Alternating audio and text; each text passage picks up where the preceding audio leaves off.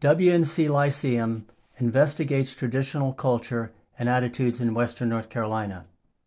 We uncover how existing authority structures stifle dissent, deter the search for knowledge, and hold back our communities. We accept the reality of power, take action, and encourage the use of power to do good. Today I'm going to talk about breaking through community codes of silence. Don't let fear of community disapproval silence your voice. One good thing about living in a small town like Hendersonville, Brevard, or Waynesville is that many people know each other and have community and church relationships that go back many years. A bad thing is that those people often don't speak out on serious issues for fear of offending those same friends, church, and community relations. For example, years ago, an older friend of mine told me that he once wrote a letter to the paper. After he got some negative feedback at church one Sunday, he never wrote another letter. Don't go against the group.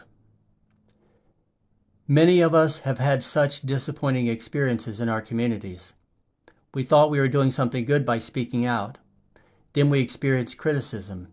Then we decided we wouldn't do anything more. We stopped speaking out. But we have to learn to expect resistance and learn how to push through resistance without taking it personally. The community is trying to enforce its code of silence, but we have to be determined to push through it. History tells us how the code works. 90 years of racial segregation and Jim Crow racism were held in place by these codes of community silence. It's the same way with anti-gay prejudice and the historic subjugation of women.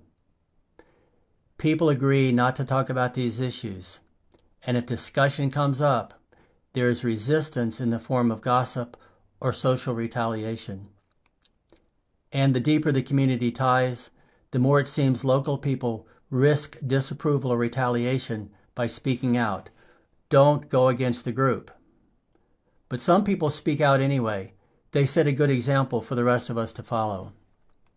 A few years ago, 3 commissioners from Transylvania County with longtime community affiliations renounced their Republican Party membership, citing GOP lack of respect for fundamental institutions and processes and structures of the rule of law. Commissioner Mike Hawkins said, "One day, my future grandchildren will read these lines in their history books, and I want them to know that their grandfather opposed this and was not complicit through silence.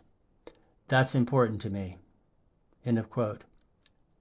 Months earlier, Hawkins spoke out against President Trump's racist comments made during his campaign rally at East Carolina University. Complicity through silence has been the default position of people in small towns almost everywhere in the United States. Thanks to these commissioners from Transylvania County for breaking the silence and speaking out. They set a good example for the rest of us to follow. Thank you for listening. Please like, share, and subscribe. Remember, it's easier to take risks when you know it's not all about you. Stay close to your local community. Find out how things work and help create a world that works for everybody.